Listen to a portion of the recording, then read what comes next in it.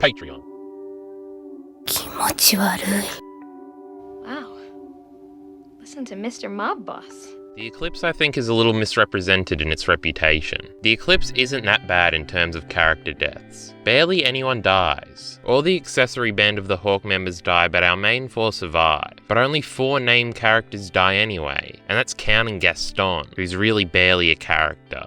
Besides him, the only deaths are Pippin, which was a little sad, I guess, but he wasn't much of a character to begin with. Caucus, whose death was uncomfortable but whatever, and Judo. His death was clearly the most impactful, but he's not in the list of my top 25 Berserk characters. The point is, the Eclipse isn't bad because people die, because no one ever dies in Berserk. The Band of the Hawk members were clearly fodder characters and they were always going to be such. Just like everyone that dies in Berserk. Everyone knew Ganishka was going to die, he was never going to beat Griffith, and Mozgus was never going to beat Guts. Outside of that, who died in Berserk that was shocking?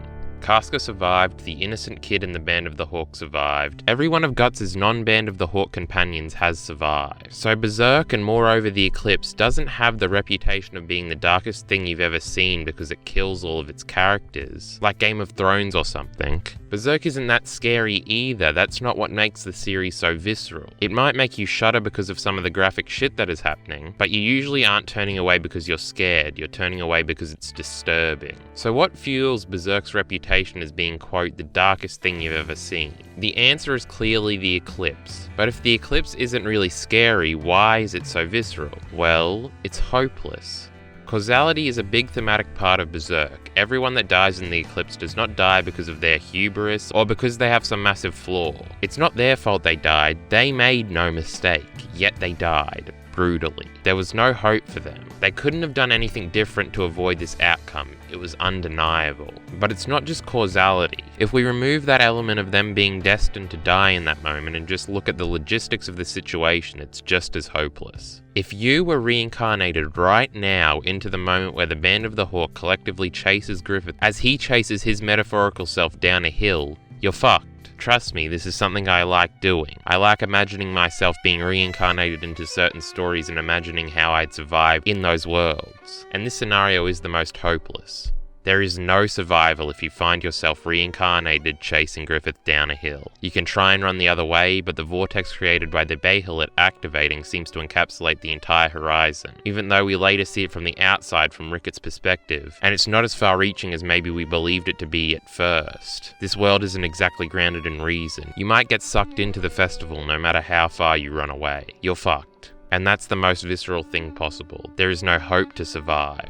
Once in the vortex, I guess you could try and rush Griffith and kill him before he sacrifices everyone, but if you do that, either Guts is going to stop you, ironically enough, or after you kill Griffith, he'd kill you out of revenge. Once you're branded and being chased down by the horde of monstrous demons, there's no hope for survival.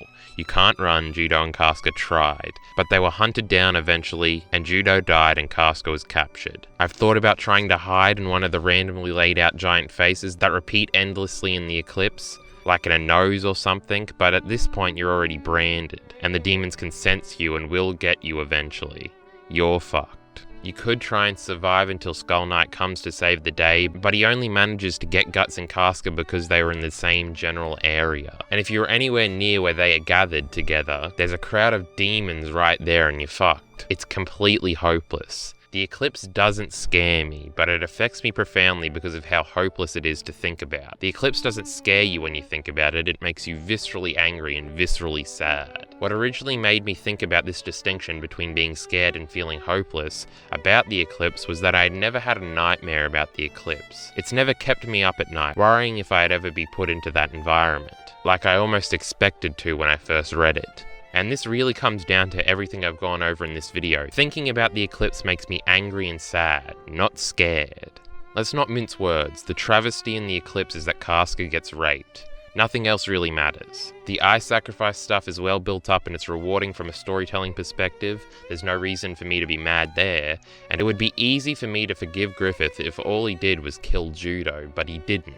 He raped Casca. The sacrifice made sense. It's within every person to make that decision. It's just one selfless decision to hopefully reform the entire world. Sacrifice my friends for my own gain. It's happened a million times in reality and it will happen a million times more. And Griffith can even high road it, saying that he did it for the greater good. So the sacrifice stuff can easily be related to and forgiven, but raping Casca is not forgivable. There is nothing noble being gained by this action. This is not in service of his plan. Well, there are some actual arguments to be made that there was purpose in this act.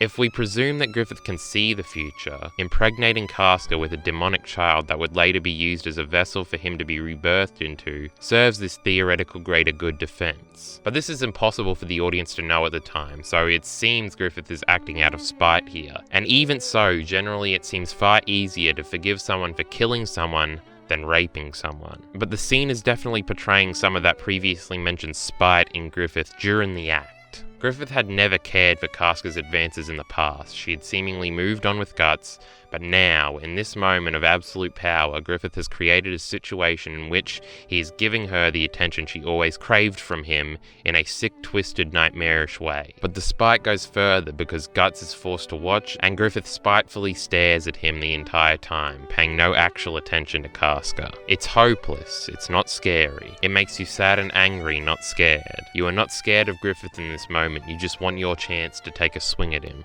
I've always thought the following quick explanation people would give about the Eclipse was incredibly visceral. Griffith rapes Casca in the blood of her friends as Guts is forced to watch. It really encapsulates everything the Eclipse is actually about and what makes it so visceral.